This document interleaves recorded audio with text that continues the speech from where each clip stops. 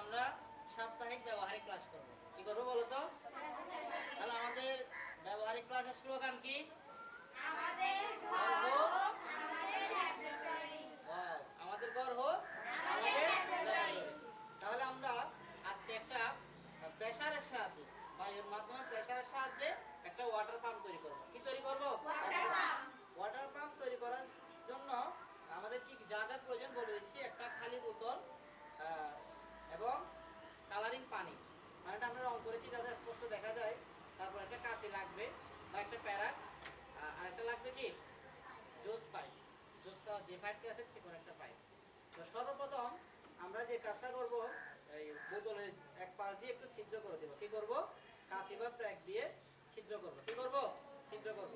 এরপর যে পাইপটা নিব, পাইপের একটা অংশ কালারিং, এই যে বোতলের ভেতরে যে ছিদ্রটা আছে সেটা ভেদ করে আমরা কি করব? পাইপটা ভেতরের মধ্যে রাখবো। বোঝা গেছে? উপরের অংশটা একটু খালি রাখবো। তারপর আমরা যে কাজটা করব, বেলুন ফোলাবো। বেলুন ফোলাতে পারবে? ফোলাও দ্রুত। স্যার এটা পুরো না, এটা ছোট। আচ্ছা, ছোট সাবান দাও। খুব দ্রুত। হুম, ও বাবা ফুটবে না। স্যার ফোলাও। ছোট সাবান দাও। ফুটবে না, তুমি ফোলাও না। পুরো ফুটবে আমি জানি না। হ্যাঁ, ফোলাও। আচ্ছা জানি না। ওদিকে তাকাই না, দিকে স্যার তাকাই। আমি তো এগুলো হ্যাঁ, ফোলাও, তুমি ফোলাও। আরো ফোলাও না, আরো ফোলাও। আমি বলবো, তুমি ফোলাতে থাকো। আরো ফোলাও, এটা হয়ে গেছে। আরো ফোলাও, আরো।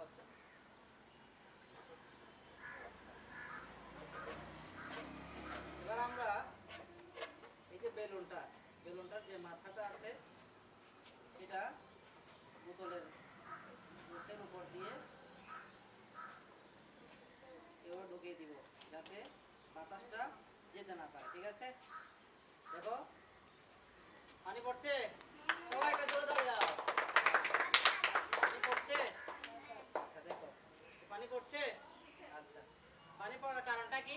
তার কারণ হচ্ছে এই যে এই গ্লাসটাতে কি আছে, এই বেলুনটাতে বায়ু আছে। বেলুনটাতে কি আছে? বায়ু আছে। বায়ু থাকার কারণে যে বায়ুটি আছে, বায়ুটি আস্তে আস্তে ভিতর দিয়ে কি দিচ্ছে? চাপ প্রয়োগ করছে। চাপ প্রয়োগ করার কারণে এদিকে যে ছিদ্রটা আছে সেদিক দিয়ে পানিগুলো বের হয়ে যাচ্ছে। বোঝা গেছে?